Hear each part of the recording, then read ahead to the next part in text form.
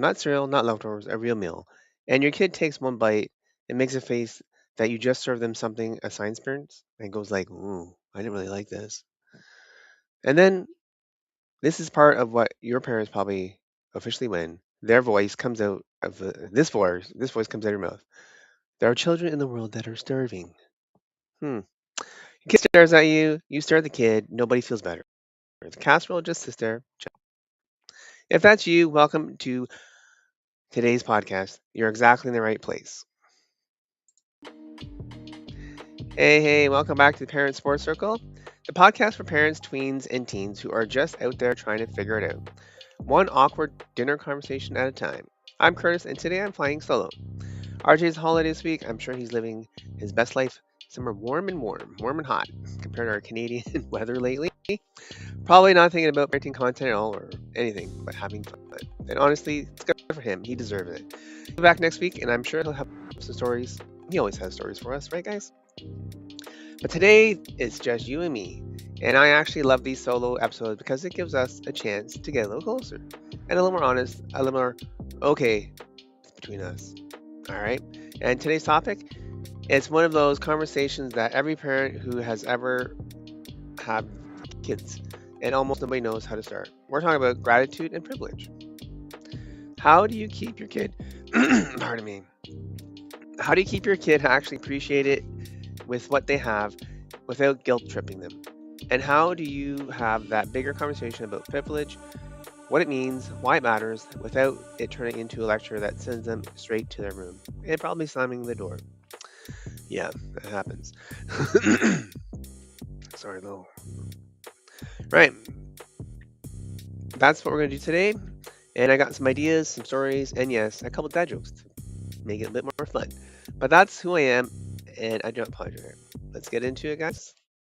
So, first things first, I want you to untangle two words that are often thrown together like they're the same. Gratitude and privilege are the two words we're going to discuss because they're actually doing different jobs. And if we mix them up, the conversation with our kids get muddy fast. Gratitude is personal. It's warm. It's the practice of noticing what you have and genuinely feeling thankful for it. It lives inside you. Privilege is a different animal.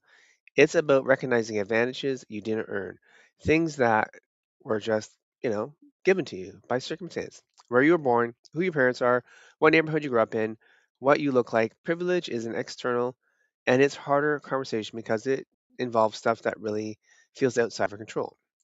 Now, here's my dad joke to lock that in. You ready? Why did the grateful kid do so well on tests? Because he had a thankful lesson every time.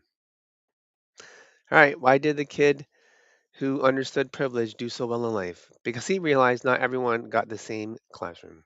All right, I know. RJ may have done a little bit of job with that, but it's the point still stands.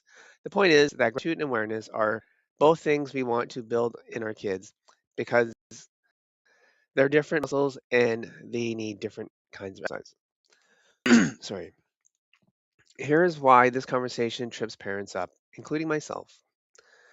Our teens and tweens are in the most self-focused seasons of their lives. And before we get frustrated about that, it actually it actually developmentally normal.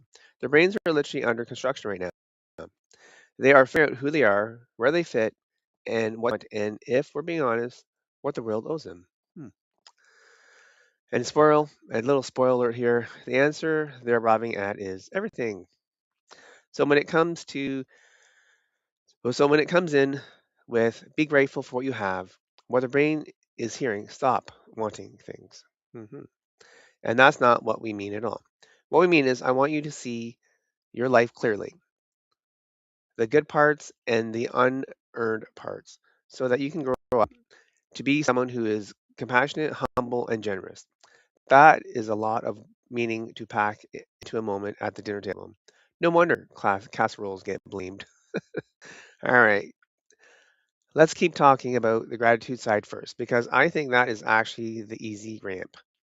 The key thing I've learned, and honestly, I learned this the hard way, is that gratitude demand isn't really gratitude, it's compliance. Your teenager knows the difference, trust me. So what actually works? First, number one, get specific. Be thankful what you have is too abstract. It bounces right off. But if you say something like, hey, you know that some kids your age are sharing a bedroom with three other siblings and still doing their homework? You've got your own space. That's real advantage. Now they have a picture in their head, and pictures create feelings, and feelings create change. Thanks statement creates eye rolls like, oh, really? Yeah, that's it. Number two, let's talk about gratitude journal. So, I don't know if anybody has one, but let me know in the comments if you do some gratitude journaling as an adult. I know. The moment I said journal, half of you probably pictured teenagers staring at you like you just suggested they churn their own butter. hmm Here's the hack: don't call it a journal. Call it a wins list, or and I cannot stress enough, things can get things that didn't suck today. Teenagers will 100% participate in this list with that title. I promise you. Three things, three things every day. What didn't suck? That's it.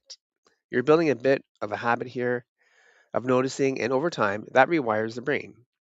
That's not just for fuzzy, warm talk. That's actual neuroscience. Number three, and this is a big one, model it yourself. If you want your kid to be grateful, then you need to see you to doing it. Not a big speech, just a casual at the table. So have your own little journal too, and get in, do it together, right? So you can say, "Man, I'm really glad we got this week together. I'm grateful told I told me that, and I know it wasn't easy. This isn't. This isn't. This is the whole move. You're showing your kid the gratitude is something real adults do. It's not just things parents force their kids to perform before they excuse from the table. All right. Okay, deep breath. Here we go. I know that privilege can feel like a loaded word. Depending on your family and background, your beliefs, it might feel politically charged or uncomfortable, or like it belongs in a college seminar, not in your kitchen. So here's what I know. I want to frame it, and I think this lands for a lot of family regardless of where you're coming from. Privilege isn't about blame, it's about a map. Imagine your two kids are running the same race. One's at the starting line, and one's is 10 steps ahead. Not because they're faster, not because they worked harder, just because of where the place at the start. The privilege isn't it doesn't mean that the kid who started ahead is a bad person.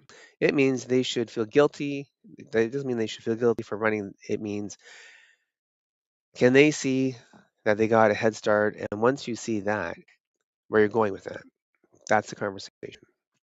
Now, RJ has a story that I love telling, and I know he'll be okay with me sharing it. He talked about this on the show before. His son Josh grew up in a neighborhood where the schools were underfunded, where kids didn't have laptops at home, where doing homework sometimes meant rushing to the library before it closed at 6 p.m. Not because those families didn't care, it's because those kids weren't smart, nothing like that, but because of zip code, just where they happen to live. That's the kind of story that opens a door, that lands on teenager brain in a way that statistics never will. So when you're having this conversation with your kid, start with stories, not statistics. One in five children live in poverty. Bounces off a teenager's brain like a tennis ball, but one specific, real human story that's going to stick.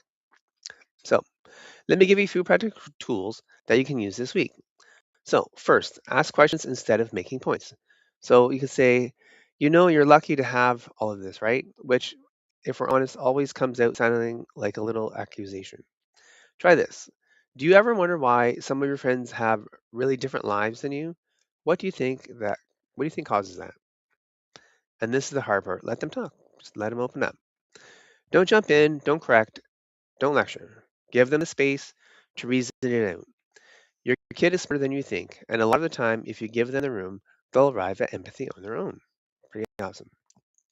Number two, acknowledge that it's uncomfortable, because it is for all of us. You can literally say to your kid, I know how it feels. I know this feels weird. It makes me feel uncomfortable too. But it's worth it's worth sitting in that discomfort because the alternative is pretending things are equal than they are, and that doesn't help anybody. That that kind of honesty teaches respect. If we go preachy, and a certain they will check out on us. And third, remind them and yourself this isn't about guilt.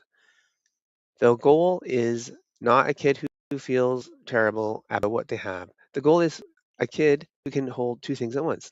I'm grateful for what I have, and I'm aware that not everyone is. Pretty cool. That's not guilt, that's maturity. That's the kind of human being who grows up and uses the advantages to help rather than to coast. So before you go, I just want you to leave you with a question and a few conversation starters that you can use. Not questions like a quiz, just natural openers that can get something really going. You ready? Try this. Three here. What's something that went really well for you recently and that you didn't fully earn? Good for older teens who can handle a little self examination. Number two here. If you could give one thing from your life to someone who doesn't have it, what would it be and why? This one's good too because it's not about sacrifice, it's about awareness. All right, third one. What do you think life would be like if we'd grown up in a different neighborhood or a different country? This opens a big door gently. And my favorite, what's something you're actually grateful for right now? Not something you're supposed to say, but something your kid's going to say. I'm grateful for my family because they think that that's the right answer. It's not the same saying. I'm actually really glad that my best friend texted me today. Real is better than right. All right, guys? Here's what I want you to leave with you for today. If you listen to this whole episode, you already care a lot about raising a good human, and that matters more than having perfect words or the perfect conversation. You're not going to nail this in one dinner. Gratitude and awareness are built hundred of small moments in the car, at the table, after something hard, after something wonderful. You've got you've got time, you've got love, and now you got a better questions to ask. That is more than enough to start. RJ, if you're listening to this on your holiday, we miss you. Don't worry. I held it down, I hope. Everybody else, come find us on the Parent Support community. Just go www.parentsupportcircle.com and you can join us in the community there and tell us how the conversation is going here. The wins, the fails, the moments, your kid will surprise you. We want to hear all of it. I'll see you next week and I'll show back. So we'll be back and forth with a little chaos. Can't wait. Until then, you got this. Thank you guys.